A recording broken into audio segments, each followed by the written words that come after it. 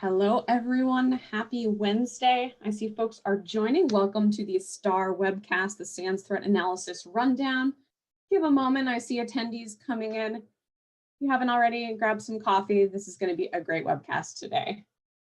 I am Katie Nichols. I have two different jobs. My day job is as the Director of Intelligence for Red Canary, and I'm also an instructor for the SANS Institute for the Cyber Threat Intelligence class. So I will be your host today, as I welcome shortly our two guest speakers, Van Ta and Aaron Stevens from Mandiant.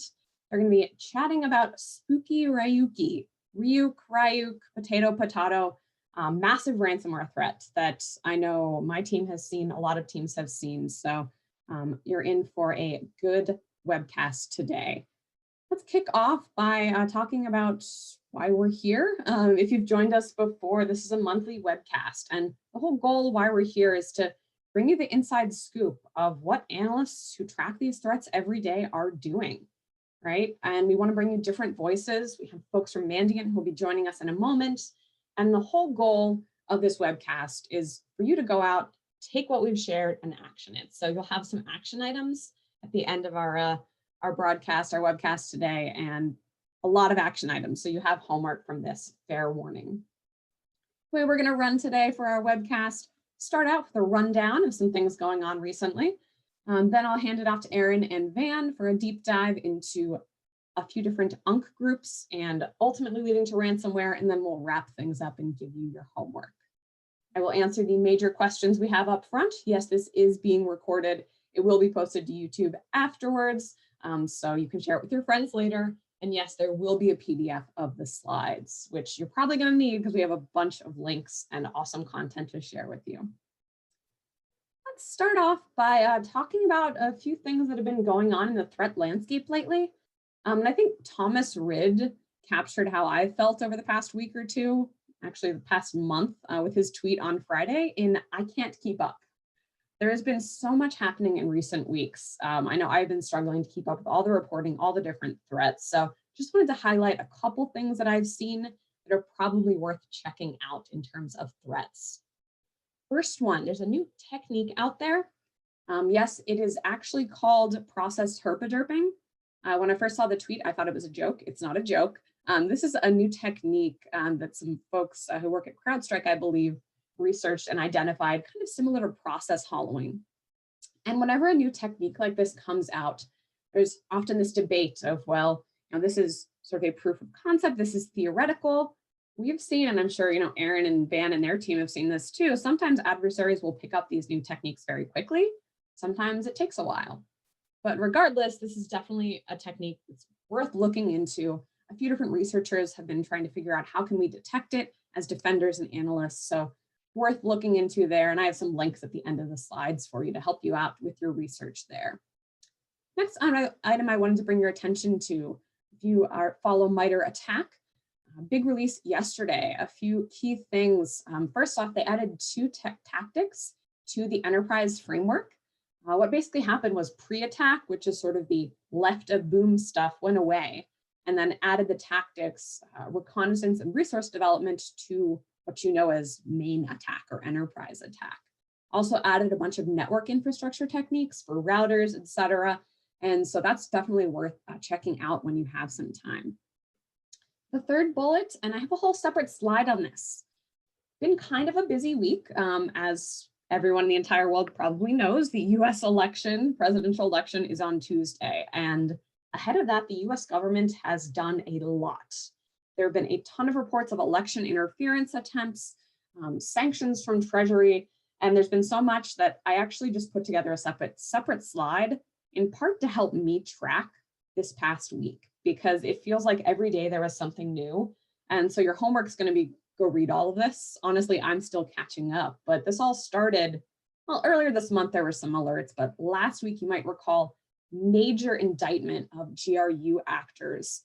This indictment is a good read. It brings together a lot of the reporting that folks in the community have done over years and years, but kind of gives you a little more detail of the actors behind the keyboard. So that's a good one to read.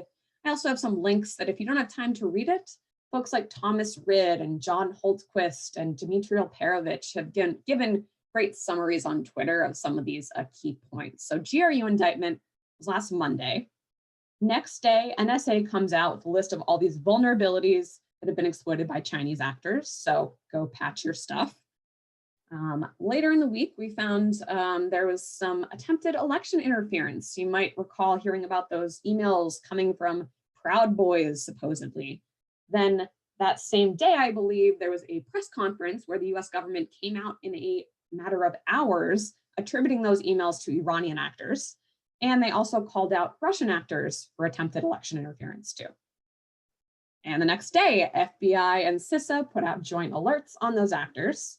And then Department of Treasury also gets in on the action. Sanctions on Iranian actors, sanctions on Russian actors, the institute where Triton, that previous ICS malware, was supposedly developed. And then yesterday, not to be left out, there was a DHS alert on North Korean activity. So yeah, kind of a lot.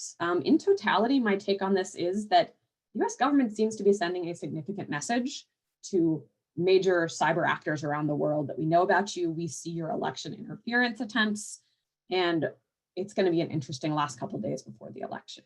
But I've been really impressed with DHS in particular, with Chris Krebs, who's the director of CISA, came out and said something that I think is so important to highlight in all of this. And as analysts, I think all of us have a responsibility to make sure that we're on the same page and we're being clear about what's attempted interference, what's actual interference. And I love this quote from Chris Krebs saying that there's confident, no actor can change your vote, and basically emphasizing this fact that we still should have confidence in our system. And CISA put out this great site on rumor control.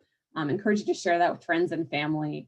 And of course, if you haven't voted and you're in the US, please get out and vote. But these last few days, probably going to be busy for us as cyber analysts.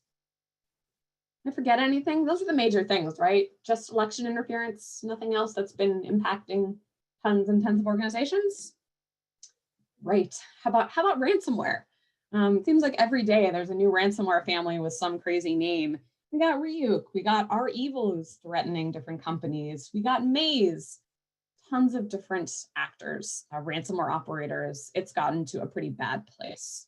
And so with that, I didn't want to summarize all those stories because wanted to let Aaron and Van take it away. So really pleased to welcome Van Ta and Aaron Stevens. They're on Mandiant's advanced practices team, the FLAIR team.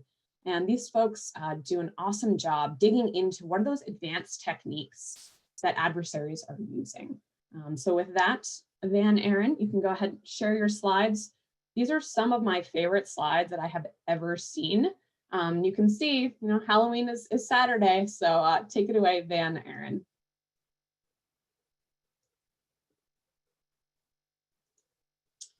All righty, thank you for having us. Thanks for having us on, Katie. So good morning, good evening, everyone. Thank you so much for joining us. I hope everyone has their costumes ready as we present Spooky RYUKy, the return of UNC1878. Now, it's no surprise that defenders are feeling the effects of interactive ransomware intrusions as of late. And to make matters worse, interactive intrusions leading to the deployment of RYUKy ransomware has made a comeback beginning early September after disappearing for several months. So today, we'll be discussing this recent campaign and how we approached it from a technical attribution perspective, tying the recent intrusions to a group that we call UNC1878. Now, UNC1878 first made its public debut when we published a blog post in March of this year, attributing the tradecraft seen in interactive RYUKy deployments happening during that time to UNC1878. So we're going to tell the full story of UNC1878 as we know it thus far, recapping how the UNC was created, as well as covering their TTPs from both their older and most recent operations. At this point, we're still on the title slide, and I've already mentioned UNCs quite a bit. Full disclaimer, we're only getting started, but have no fear, I'll be diving into exactly what an UNC is a little bit later on.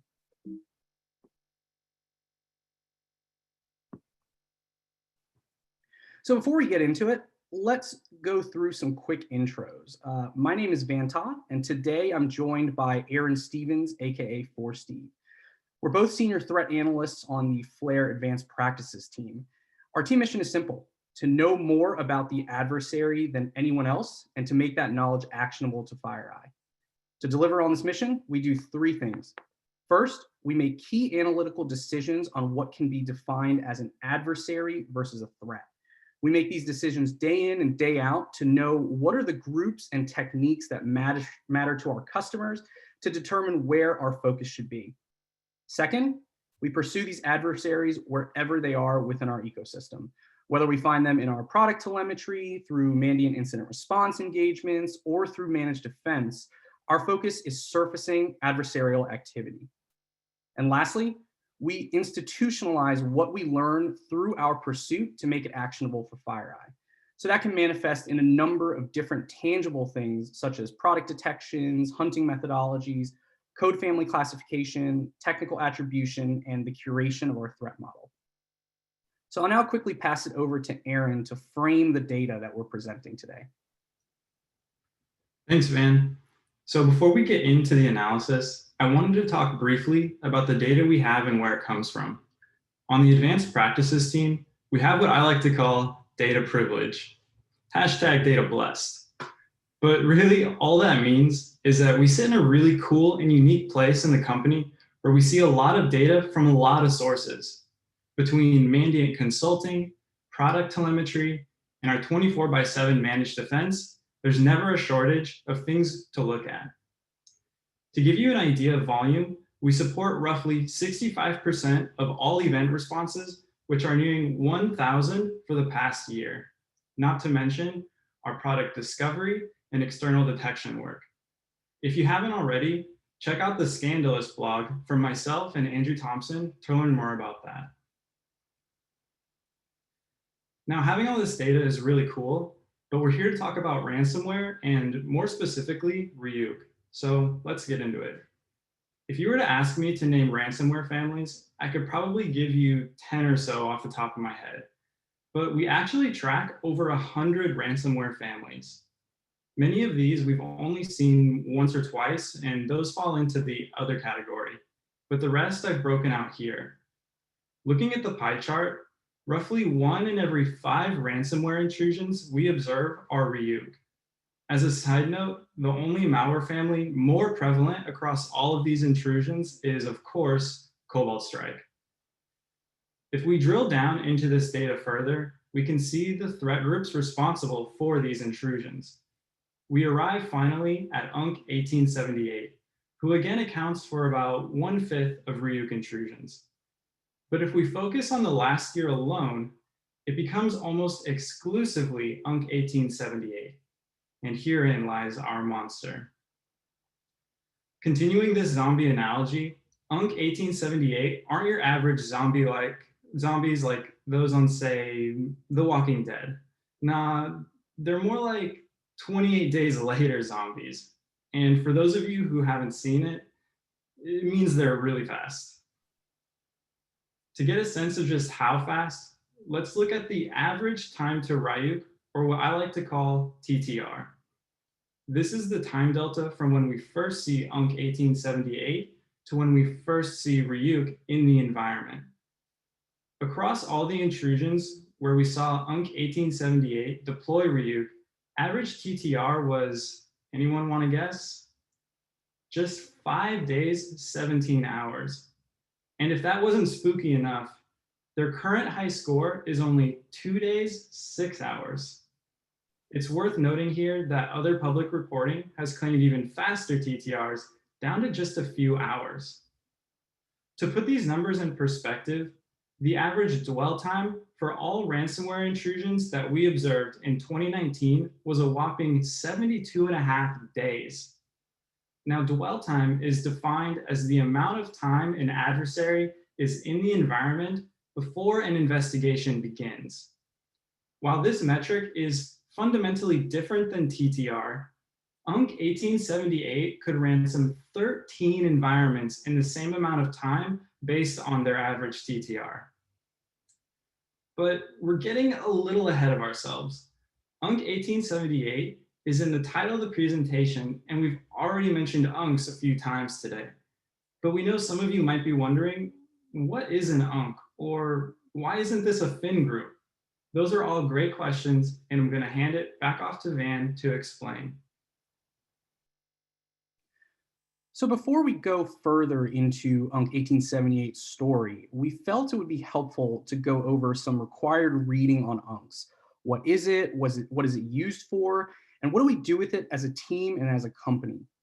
So while we've discussed the term UNCs publicly before, it's oftentimes overshadowed by its older siblings, the FIN and the APT. So we'll also touch on the difference there.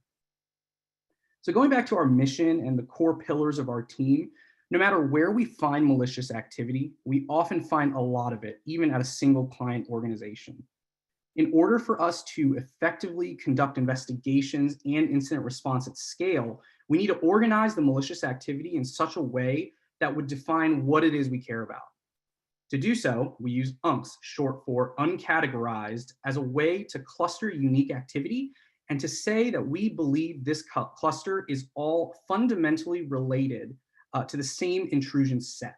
And by making this key assessment, we can then begin analyzing what would otherwise be disparate intrusions at our clients. So at a fundamental level, UNCs serve as labels for which you can bucket indicators and techniques into. This labeled bucket would then act as a technical anchor for what we are saying is related activity. We could then take that bucket and use it as the foundation for our analysis and hunting. So to use a real world analogy, let's think of a single incident at a client being a real life crime scene where something particularly sinister has happened. So there's an abundance of crimes that happen in a day. And so to investigate this particular crime of interest, we need to label the evidence that we can prove is related to the crime committed. What do? Well, our team would create an UNC. So at this particular crime scene, this UNC may be no more than a small cluster consisting of a foot impression and perhaps a partial fingerprint. But by saying they're related, we could then apply this cluster against a larger corpus of crimes. And as we respond to more activity and gather more evidence, we may progress from these fingerprints to a murder weapon, then to a profile, and eventually establish tradecraft. So UNCs in the world of computer crimes are really no different. So instead of foot impressions and fingerprints, we're dealing with IPs and hashes. Instead of labeling an evidence bag the Overlook Hotel, we're labeling it UNC1878. So over time, these UNCs that we create can grow, revealing ties to other clusters, which could then lead to a merge of UNCs. And eventually, as we begin to have a strong grasp of an UNC's operation, UNCs can also potentially graduate into APTs and FINs. So really, APT and FIN groups are the big time criminals that long ago started as an UNC. So FIN 11 that we just graduated used to be UNC 902. APT 41, more like UNC 78 before they made their big break. And APT 42, possibly you, young buck. So APTs and FINs are groups which we've observed committing crimes against dozens of victims over the years. And this requires long-term surveillance of these actors. So at any given time, Mandiant tracks over 1,500 UNCs. And we have some fantastic research published by a colleague of ours, Matt Berninger, AKA Bernie, for those interested in learning more about how we cluster activity at scale. The blog is titled Going Atomic, and it's on our FireEye blog website. So because every horror film universe loves a good origin story, let's dive into UNC1878, starting with its genesis.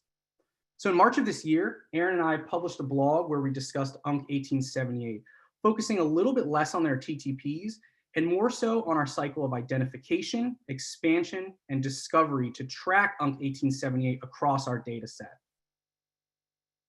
So to quickly recap the blog, this all started in our managed defense organization, our managed detection and response service, where we initially observed Cobalt Strike beacon activity and attempted lateral movement approximately 46 minutes after a trick bot infection, which was highly unusual. In addition, the beacon C2 seen on screen here was a pretty clever masquerade. The domain was registered just 2 days before being identified at this client, and the Cobalt Strike self-signed certificate validity date was less than 24 hours prior. So these pieces all together certainly warranted our attention. So on this day, January 29th, 2020, UNC1878 was born. So using evidence at this client, we built a profile on UNC1878's infrastructure based on the criteria seen on screen. From the single C2 identified at the managed defense client, we used third-party scan data to quickly expand to 12 additional servers that exhibited characteristics used by UNC1878. Now, at this point in time, we couldn't assess UNC1878's goals or objectives due to quick response and containment by our managed defense team, but the UNC served as a technical anchor for us to begin expanding and searching against our data. So within days, we began seeing these indicators we had attributed to UNC1878 at multiple managed defense clients and organizations engaged in Mandiant IR, where we then saw UNC1878 complete mission by deploying Ryuk ransomware and demanding payment in Bitcoin. Within 2 months of the creation of the UNC group, Mandiant responded to well over a dozen intrusions we attributed to UNC1878, each with varying degrees of success in their deployment of ransomware. So during this 2-month time period that I mentioned, or what I like to call UNC1878's formative years, we observed and learned a lot about their operation. So let's take a look at some of their TTPs, some of which we'll be revisiting later on in the presentation. So for initial access, UNC1878 was leveraging TrickBot phishing campaigns. Now I want to quickly note that not all TrickBot equates to UNC1878, and the same is true for Ryuk. Not all Ryuk equals UNC1878. With regards to TrickBot, given the complexities of the underground malware ecosystem, our team bases our attribution on the specific tradecraft that represents UNC1878, which encompasses the follow-on activity after TrickBot, ultimately leading to ransomware deployment. So after initial access is provided by TrickBot, UNC1878 further establishes a foothold using offensive security tooling to begin interaction. And that's when the shot clock really starts. So with regards to offensive security tooling, UNC1878 heavily uses Cobalt Strike. UNC1878 used Cobalt Strike at every single intrusion we responded to during this 2-month time period. Now, the majority of UNC1878 beacon payloads were configured with the Amazon Malleable C2 profile, which is publicly available on GitHub. UNC1878 often used both staged and stageless beacon payloads at the same client. So PowerShell one-liners, reflective loaders, SMB beacons, they used it all, which certainly puts emphasis on having strong detections for the framework. Lastly, we observed UNC1878 code sign their Cobalt Strike payloads as well. So signed malware and specifically Cobalt Strike is nothing new, but it's an important data point to consider when determining a group's capabilities. So UNC1878 would also use the same code signing certificate to sign 2 different malware families. So for example, on screen here, we can see a code signing certificate that was used to sign both Beacon and Ryuk. Besides Cobalt Strike, UNC1878 also used payloads generated from PowerShell Empire and Metasploit, though not as frequently. UNC1878 targeted credentials using a combination of publicly available tools, including Mimikatz, Lasagna, Kerbrute, and Kerberoast. So with legitimate credentials, UNC1878 extended their access by connecting to network shares and directly to systems over RDP and SSH. They also use lateral movement techniques built into Cobalt Strike, like using PSExec to execute an SMB beacon. Now at this point in the intrusion, we also saw UNC1878 using System BC, specifically version 2. So System BC is a proxying utility that creates SOC 5 proxies between a C2 and remote hosts. Specifically, version 2 added functionality for file download and execution as well. Now, there's a lot of great publicly available research out there on this malware family that we highly recommend reading. So throughout this whole motion, UNC1878 is performing extensive Active Directory reconnaissance using publicly available tools like Bloodhound, ADFind, and PowerSploit. After UNC1878 has landed on a domain controller, we see them extracting the ntds.dit file using volume shadow copy and save it on disk in either the users or perflogs directory, along with the system and security registry hives. They'll then archive all 3 with a very inconspicuous name like 1.zip or 1234.zip to exfiltrate. So we know that UNC1878's end goal is to deploy Ryuk, but what did that really look like? So once on a domain controller, UNC1878 will then drop a zip file into the perflogs directory. They'll then unzip into a directory they create named share $. And 6 key components are then extracted here. So the first component consists of text files named comps.txt that are numbered and can contain several thousand computer host names from the target environment. Along with these text files are psexec, the ransomware binary, and 3 batch files used to propagate the malware, which can be seen on screen here.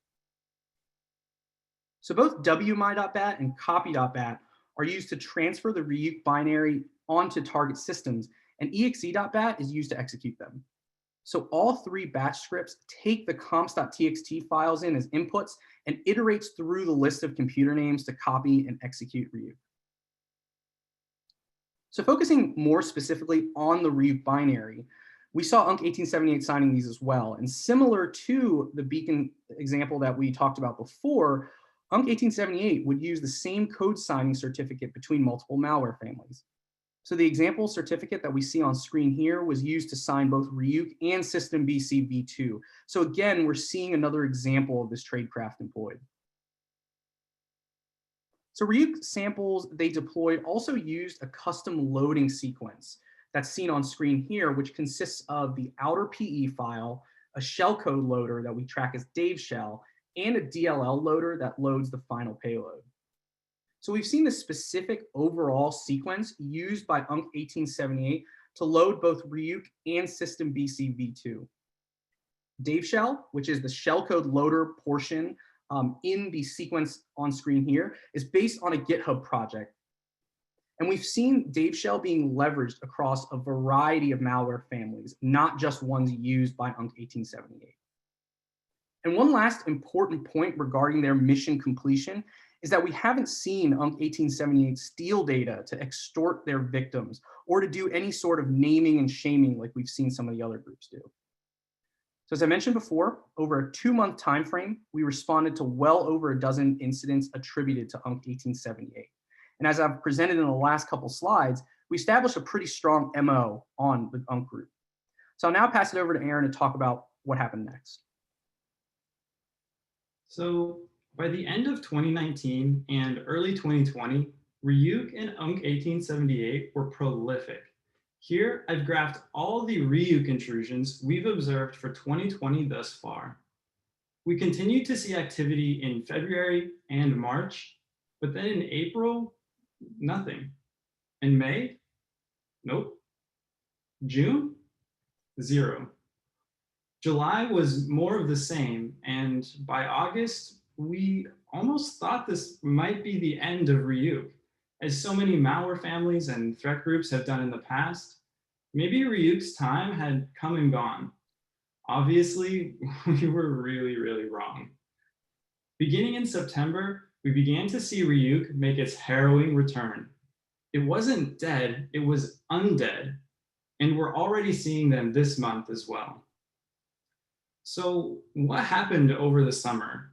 Did they drive off into the sunset with their fast cars and millions of dollars? Did the pandemic have something to do with it? Or were they simply deciding to make a much needed vacation? We're not really sure. All we know is what the data tells us. And the data tells us that Ryuk has returned.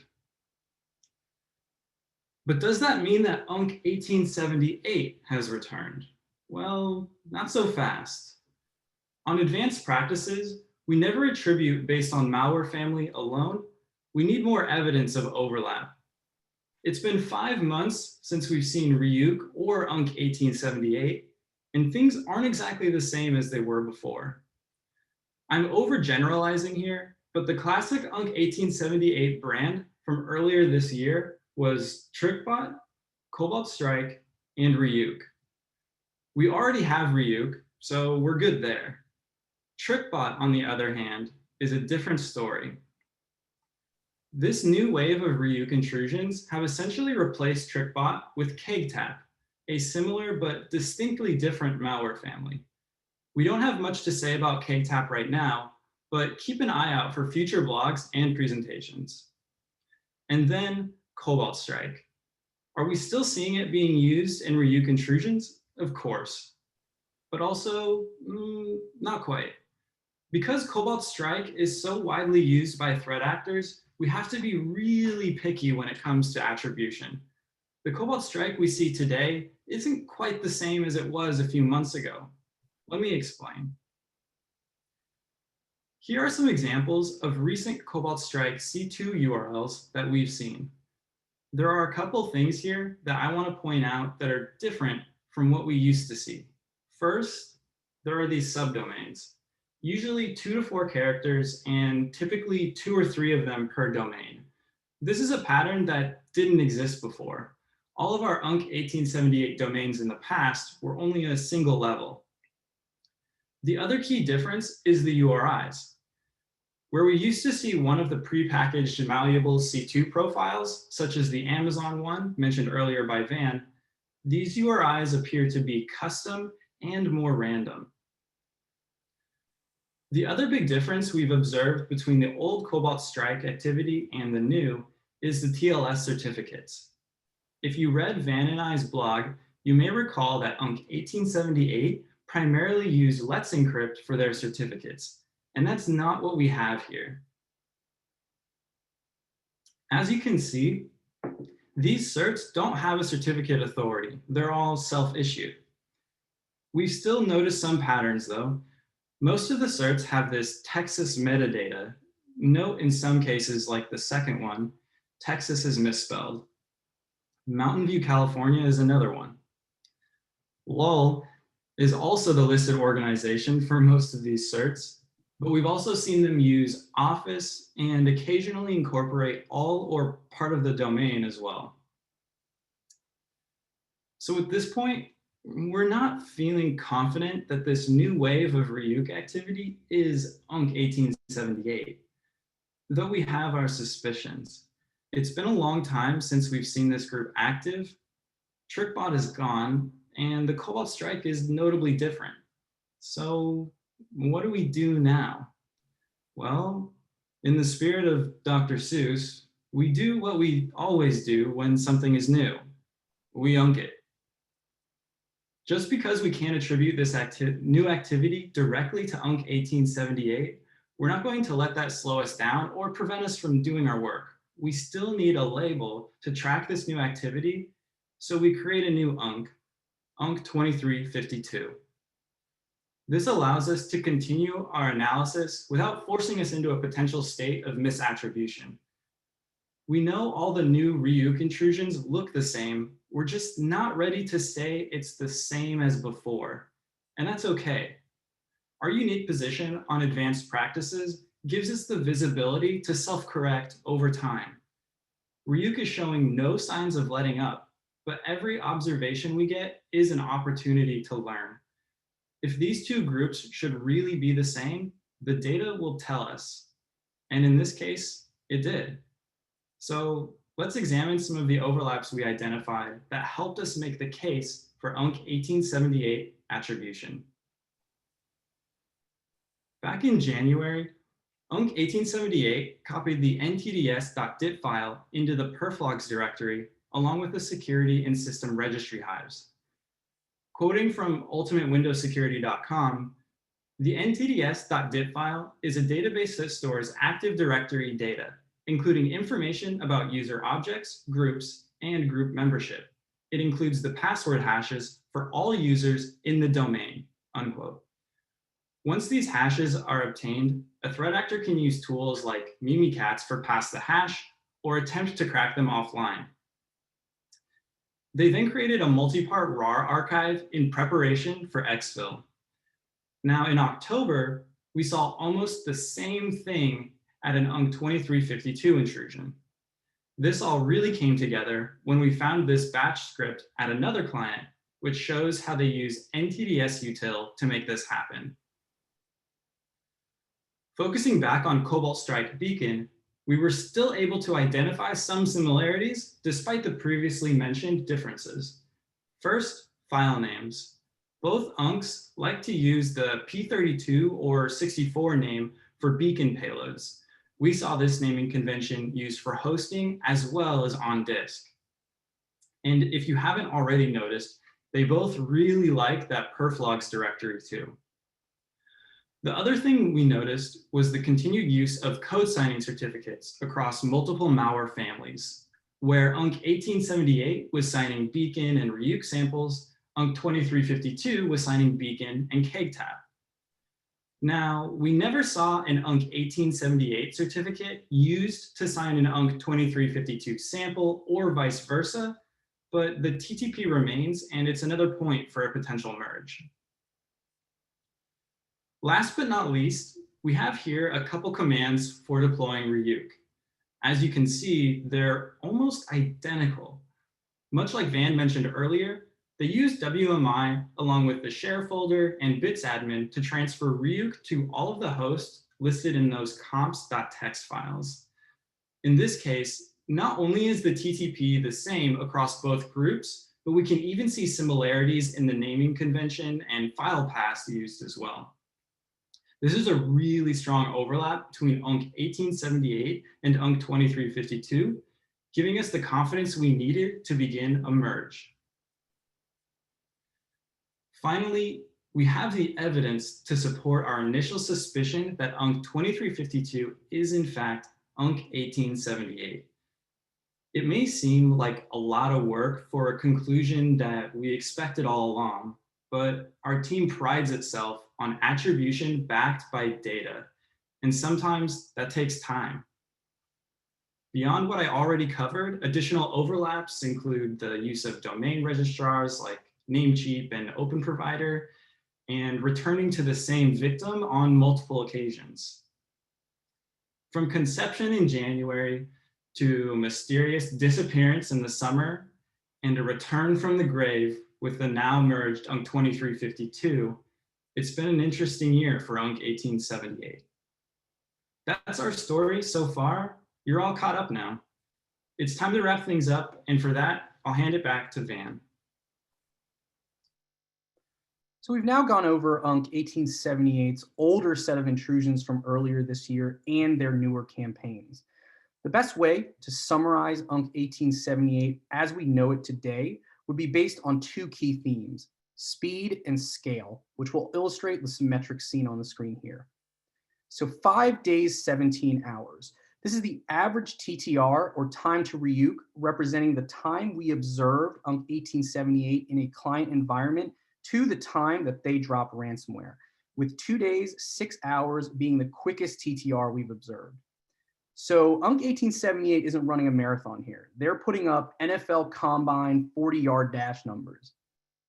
27 hours is almost the same time it took for James Franco to cut off his own arm, but it's also the shortest delta between domain registration for their C2 to the moment we observe it at a client, which of course means there is a very real possibility this is a much lower number that we just don't have the visibility into. So let's talk about the scale of their operation. Of all the C2 proactively discovered by our team, we've only identified 20% of them used at the client. That means there's another 80% of C2 infrastructure that they have at their disposal, which we haven't seen in our data. In 2020, 83% of Ryuk intrusions were attributed to UNC1878. Now that 83% only makes up 27% of the total intrusions conducted by UNC1878 that we've observed, where UNC1878 was unsuccessful in their ransomware deployment. So this again really speaks to the scale of their operation. They're hustling. And lastly, UNC1878's ransom demands have ranged anywhere between $10 to $30 million, which probably really makes you wish you didn't stop mining that thing called Bitcoin that your weird neighbor told you about in high school.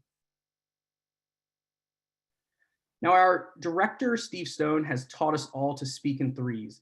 So today, there are 3 important takeaways that we want to impart on you all. Now, it's very difficult to assess why and whether UNC1878 will go on another hiatus, As our team is extremely data-driven, we're not ready to make this assessment on whether they'll take another summer break. But what we can prove is that when they're on and operating, they are pedal to the metal. The speed and scale of their interactive ransomware deployment is alarming. The speed at which they stand up C2 and the consistency of their TTPs indicates a well-oiled operation. So this brings me to the next key takeaway. Consistency is impacted by success. While there have been natural evolutions to their operation, their overall tradecraft remains largely the same. So this consistency exists because it simply works. So as long as they're making money and as long as there are no serious costs incurred against their operation, they'll continue doing this for the foreseeable future. And if UNC1878 wasn't successful before their hiatus earlier this year, when they return in the fall, they'd probably be a completely different UNC group that might never get merged into UNC1878. But hey, we'd be ready to pursue. And lastly, simply put, attribution matters. The cycle of identification, expansion, and discovery to understand a threat group has allowed us to prioritize and tailor our responses across our services organizations. The way you'd respond to a group like APT28 is nothing like how you would handle an UNC1878 incident. We've had scenarios where we've had customers pull the plug on the internet to ensure we could evict UNC1878 prior to ransacking a network. Now that we're nearing the end, I have a little pop quiz for all you cool cats and kittens. What is an incident responder's least favorite day of the week? If you answered Monday, you're wrong. It's Friday, because that's when all the critical mass ransomware gigs start rolling in. So to make everyone's Friday a little bit brighter, this Friday, October 30th, we'll be releasing the slide deck accompanied by a list of IOCs, which you can email to kids to observe socially distant trick-or-treating. So at any time, if you see these indicators or you just want to talk, or maybe you need a little bit of help, you know who to call. Thanks everyone for listening. Thanks, Katie, for having us on. Passing it back to you now. So awesome. Thank you so much. First of all, getting a lot of feedback, so many comments. We re-enabled the chat, so everyone be responsible with chat. I will cut it off if people are rude, but so much great feedback. I was taking notes. I was trying to live tweet this, so I'm so glad more info will be coming out on Friday for this. So let's get to as many questions as we possibly can. Folks, if you can use the question and answer panel, that will help me attempt to get to as many as we can. But I want to kind of use my host privilege and dive into attribution a little bit. This is such a fun topic, and I've had great back and forth with folks on Twitter. I know you all have, Andrew and a bunch of folks from your team. So I wanted to just pick your brains a little bit on attribution. When you say attribution, how do you think about that word attribution? And I ask because, many people might think that attribution is to a country or a specific, adversary behind the keyboard, but it sounds like you're thinking of attribution even to UNCs as attribution. Could you dive into that a little bit for me? Sure, Katie, I can take this question. Yeah, that's a great question. And we certainly think about attribution as a spectrum, with our team focusing on technical attribution. While UNCs oftentimes are synonymous with groups, we oftentimes try to think about it, from the technical TTPs that we can cluster together and can prove with data as being related. And the reason we do that is because oftentimes when you think about operators behind a keyboard, it can get a little bit hairy. Is UNC1878 that is at client A on Monday the same operators as what was there at client B on, let's say, Thursday? Well, it's difficult to say, but we use data and technical indicators to perform that level of attribution. Absolutely. And I'll say that's the sort of attribution my team does as well, very tactically focused, right? We're seeing an overlap between XXX and VVV. They look similar. And I really like the UNC designation. And I would encourage anyone who's doing this kind of work to think about that. And maybe, initially you just notice overlaps or similarities. And then eventually, as you said, it takes time to figure out who's behind the keyboard and graduate them to FINs and APTs. So I think Andrew described it from your team as the need for different levels of granularity and confidence for attribution differs. But I think, as you said, attribution really matters, right? Is this UNC1878? Is this UNC2352? Is this someone else? Because that can matter how you respond, right? So thank you for clarifying that. On the clustering point, we had a question come in asking about the temp clusters.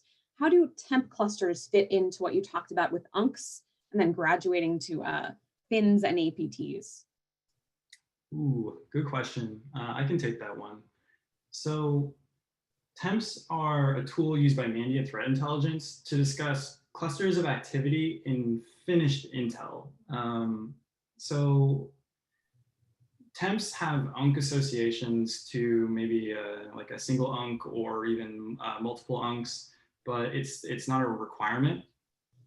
We use UNCs on our team for event response, as the purpose is active events. But temps are used for FinTel. So they like a temp best describes that activity like in that way for finished intelligence. And oftentimes you'll see those overlaps between temps and UNCs, but they serve fundamentally a different purpose, and that's really the distinction. Awesome. Thank you very much. So we're getting a lot of clustering questions, which is exciting. Some folks, saying this is a great way to do it. We have a question from Carlos asking, what characteristics do you use to UNC something, to cluster it beyond IPs or hashes? Are you using some of the commands you use, like WMI? So talk a little bit about what do you cluster on? And I'll actually also point back to the blog post you mentioned. I'll paste that in. But can you say, how do you cluster UNCs? Sure. Yeah, so clustering and things that go into a cluster extend way beyond, way beyond just IPs and hashes. Like was asked in the question, it can be commands that are run. It could be credentials passed in, let's say, peeling tunneling as an example. It can be specific tradecraft on how they stand up their infrastructure, very much like what we discussed within our UNC1878 blog. So because we focus on the granularity of data, and we have systems that are able to support the granularity of data, UNCs are much more than just atomic indicators like IPs and hashes. Excellent. All right, we got lots of questions, so I promise audience we'll get to as many of them as we can. Got a question in on Cobalt Strike. I think Caitlin chimed in, but is there a method you can identify which malleable profile a Cobalt Strike server is using? Yeah, sure. I can take that one. So the way that we do it on our team is we look at things like the URI, and then if you have telemetry to look at more of the HTTP metadata, you'll find stuff in there. So at least for the default malleable C2 profiles, those are all on GitHub. I think if you just type Cobalt Strike malleable C2 profile into Google, you should be able to find it. You can see all of the different like URI patterns that will be used. You can see if there's any specific HTTP headers that get put in, any URI parameters, and then you can use those to basically create signatures to detect those different profiles. Awesome. Yeah, that's super helpful. And you provided a bunch of great recommendations for detecting Cobalt Strike, which I think is a necessity if you're trying to detect this precursor activity to Ryuk or other ransomware. So malleable C2 profiles is a great way. The certificates you talked about, that's a great way. So yeah, I would say for pretty much everyone, you need to be able to detect Cobalt Strike somehow, right? So good takeaway, and the slides will be posted so folks can dive into that a little bit later. And I dropped the link to the malleable C2 profiles on GitHub as well. All right, let's see what else we got. This is an interesting question. Have you seen these actors disable any endpoint security tools? If you can comment on that. If not, you can pass. Van, do you want to take this one? Yeah, sure. Yeah, we have seen them disable security tooling, but yeah, we don't want to comment on that any further. Yep, totally fair. That stuff's often sensitive. I mean, generally, I'll say I've also seen various ransomware operators killing endpoint security tools. So that's actually another great thing you can detect. The disabling of those tools can be another thing. So we have some various questions in, how do you detect this? So throughout this presentation, there are tons of tips here. Also had some questions come in on KegTap. Can you confirm? I think that's Baza. I think Andrew confirmed in chat. KegTap is what others have referred to as Baza or Bazaar loader. That's the loader component. Do I have that right? Yep, that is correct. So what we call KegTap is what is publicly reported on Twitter and various different articles as Bazaar loader. We do have some really exciting content coming out about KegTap. Awesome. So yeah, keep tuned for that. Awesome, cool. So there's a question on detecting that. So I'm gonna punt that to watch your Twitter feeds, I guess, but you're up there on the slide. More content coming out on KegTap. And if you're concerned about that, if anyone just looks on Twitter for hashtag BazaLoader or hashtag BazaarLoader or hashtag BazaarBackdoor or hashtag KegTap. A lot of hashtags use TweetDeck, but there's a lot of folks in the community who are tracking this right now. Because I can say that like the Mandiant team is not the only team who's seeing this activity. My team has seen this. A lot of folks are. So I think it takes a community to try to detect these actors. All right, let's see. We've got a few minutes left. So another question from the same person on the Ryuk binary and how that's changed. Sounds like we have maybe a reverse engineer asking this question. They noticed there was a difference between the UNC1878 samples and UNC2352 samples. Anything you can say on how the Ryuk binary itself has changed or not? Sure, I can take this one.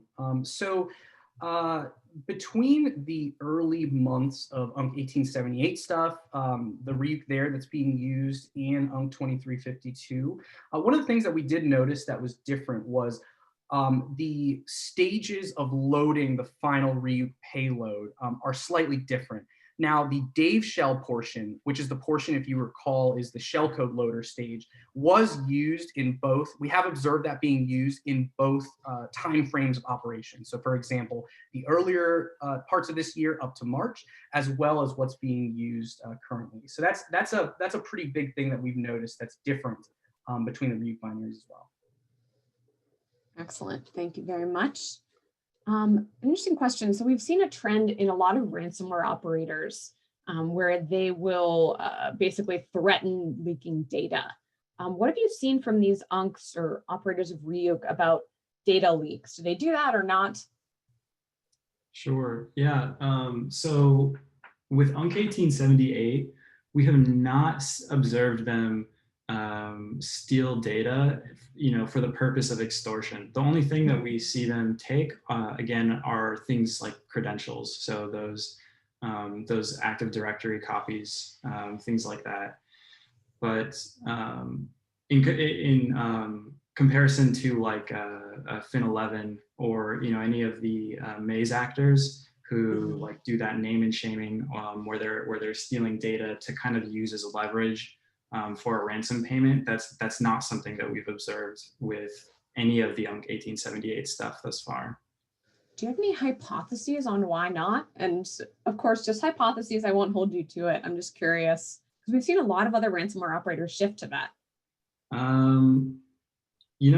One of the things that has really been a theme since the beginning of UNC1878 is that they're very, very fast. They are, it almost feels to me like they really just stick to their playbook. They have a very singular mission, and they just want to get there as quick as possible and move on.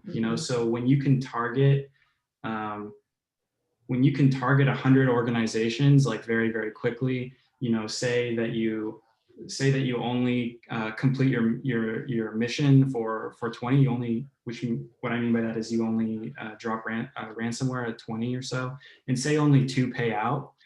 When you're demanding 10, 20, $30 million, like that's okay. And I think that they have really just gone for a sort of quantity approach, and being able to do those as quick as possible, as many as possible, seems to be how they operate.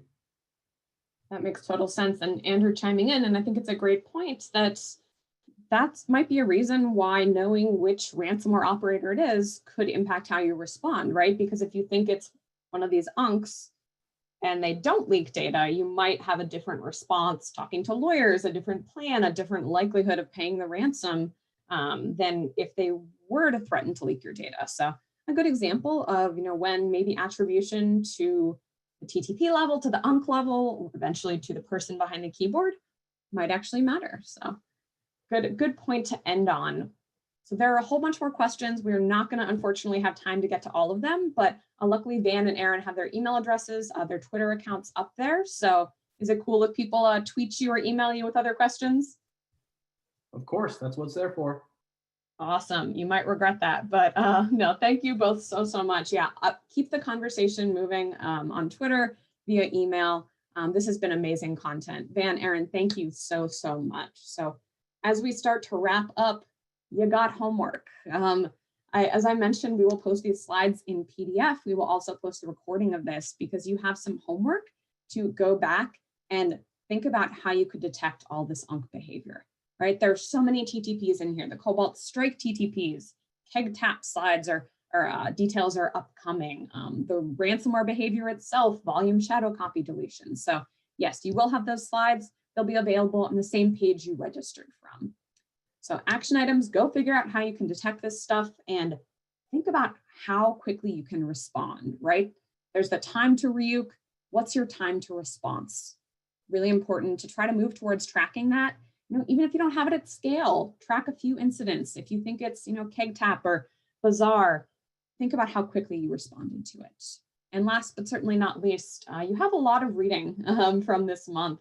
Go back. Definitely recommend reading the blog posts that we shared in chat, all of those indictments and sanctions, because this stuff matters. And hopefully we can all take a nap and get some rest in November and December. But for now, no rest for the weary. One final quick announcement. A lot of you clearly care about threat intelligence. So SANS Cyber Threat Intelligence Summit, I'm one of the co-chairs. It's going to be in January, all virtual, really excited. The call for presentations is open through Friday. So if anyone has awesome ideas for presentations, we're specifically looking, especially for case studies, but anything threat intelligence related, please submit a presentation. We'd love to hear your ideas. If you have questions about that, feel free to hit me up on Twitter at LikeTheCoins. And a bunch of references as promised. We'll post these slides on the SANS webpage so you can read all about these things and have reading lists for many weeks to come.